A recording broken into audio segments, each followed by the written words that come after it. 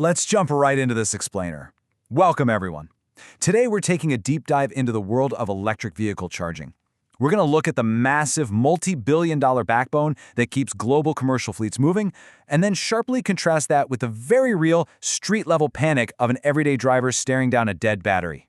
It's a reality check on where the infrastructure actually is right now and where, frankly, it still has some major gaps to fill. So let's start with a question that honestly induces pure panic. What actually happens when your EV hits 0%? We're talking about the ultimate range anxiety scenario here. It's that horrible knot in your stomach when you're watching the dashboard battery icon tick down, knowing you're miles from home, and suddenly realizing you might not make it to a plug. For any electric vehicle owner, this is literally the worst nightmare.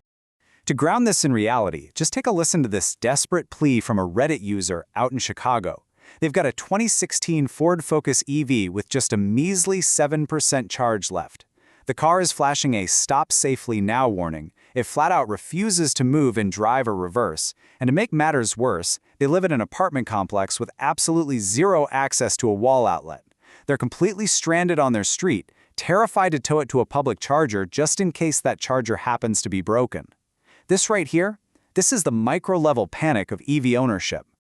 Let's move on to Section 1, the commercial EV boom, building the backbone. Let's pivot away from that individual stress for a second and look at the macro level. Because massive commercial fleets, think delivery trucks, transit vans, corporate cars, they are avoiding this exact problem every single day. According to data from a comprehensive Luxman energy report, industry-wide charging infrastructure is actually improving rapidly. They found an 86% success rate for approved charges right now, meaning 86% of the time a driver pulls up to a station, the authorization goes through perfectly, and the vehicle charges up. The industry is seeing fewer and fewer of those frustrating visits without a charge. But let's be real, 86% just isn't good enough for a business. So the crucial benchmark is greater than 99%. Top-tier infrastructure providers are now hitting over 99% uptime. This is the absolute gold standard that keeps commercial fleets moving. When a delivery truck arrives at a depot or a public fast charger, that charger simply has to work. No excuses. To hit that 99% mark, providers are relying heavily on proactive monitoring, predictive maintenance, and 24/7 support to fix issues before they ever cause a fleet to stall out. The Luxman Energy Report breaks down 6 absolute non-negotiable criteria for evaluating these charging networks. First, we have uptime, which we just talked about. Then coverage, meaning the geographic spread has to be massive to avoid any crazy route detours. Speed is next, balancing quick turnaround DC fast charging against level 2 charging for overnight stays.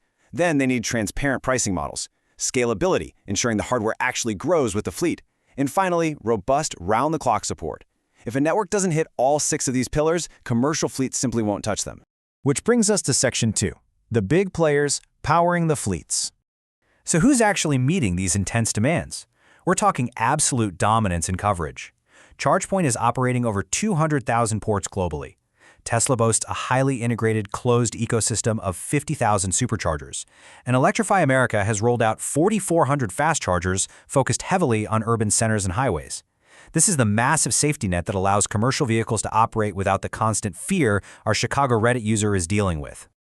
But keep in mind, coverage is only half the battle. Speed is the other piece of the puzzle. Companies like Electrify America are prioritizing raw speed, offering massive 350 kilowatt DC fast chargers. To put that into perspective, that kind of power can blast a compatible EV battery up to 80% in just 20 to 30 minutes. For a commercial fleet, time is quite literally money, and these blistering speeds eliminate those costly wait times and keep tight schedules right on track.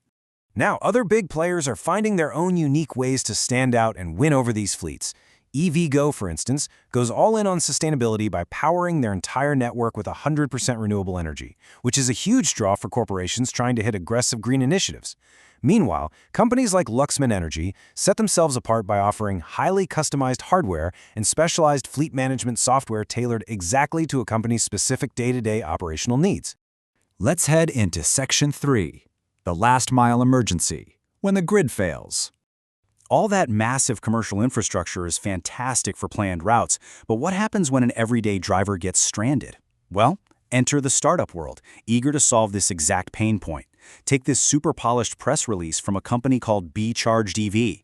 They promise to completely eliminate range anxiety by bringing the charger directly to you. We're talking 24/7 mobile DC fast charging with a bold promise to be by your side in under 30 minutes. Their corporate promise lays out this beautiful, on-demand ecosystem. Step 1. A stranded driver requests help via their phone or the web. Step 2. A specialized mobile DC unit is instantly dispatched. Step 3. You get rapid roadside charging from a certified technician, giving you just enough juice to limp to a permanent station. They even recently launched a major operations center in San Diego to provide this exact service across Southern California. I mean, it sounds like the absolute perfect solution, right? Section 4. Real or scam? Expectation versus reality. Let's pivot back to our stranded Chicago driver and see how these mobile services actually hold up out in the real world. This is where a healthy dose of skepticism comes in.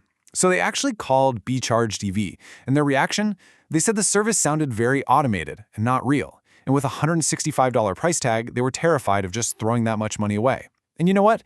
Fair enough. When you're sitting in a dead car on a random city street, getting an automated phone tree and a steep upfront fee doesn't exactly inspire a ton of confidence. This really highlights the massive disconnect between expectation and reality right now. On one hand, we have these enthusiastic corporate claims from the Be-Charged press release, touting a response under 30 minutes and 24/7 emergency support. But on the other hand, we have the gritty reality pulled directly from Reddit.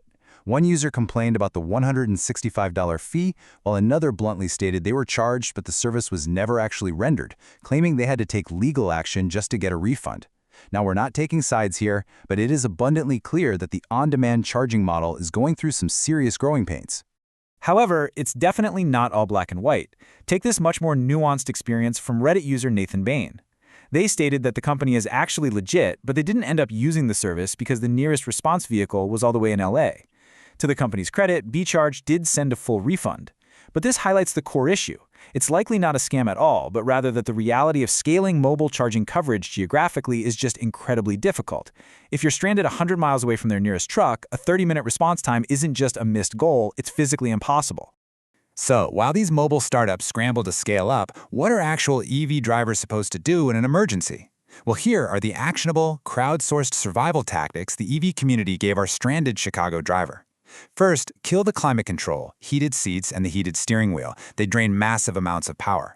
If you can still move, keep it under 55 miles per hour. Look anywhere for a standard 110-volt wall outlet just to grab a trickle charge. Use crowdsourcing apps like PlugShare to hunt down nearby open chargers. And finally, when all else fails, rely on traditional roadside assistance like a AAA membership for a physical tow. Which brings us to our final thought for this explainer. The EV charging backbone for massive commercial fleets is incredibly robust, and it's growing stronger every single day. But for you and me, the everyday driver, that last-mile safety net, it is very much still a work in progress. So I leave you with this question. As EV infrastructure continues to expand, when that battery finally hits zero, who are you going to trust? The glossy promises of a mobile charging startup, or the gritty, tried-and-true reality of crowdsourced survival tactics? Thanks so much for joining me on this explainer. I really hope it sparks some great thoughts.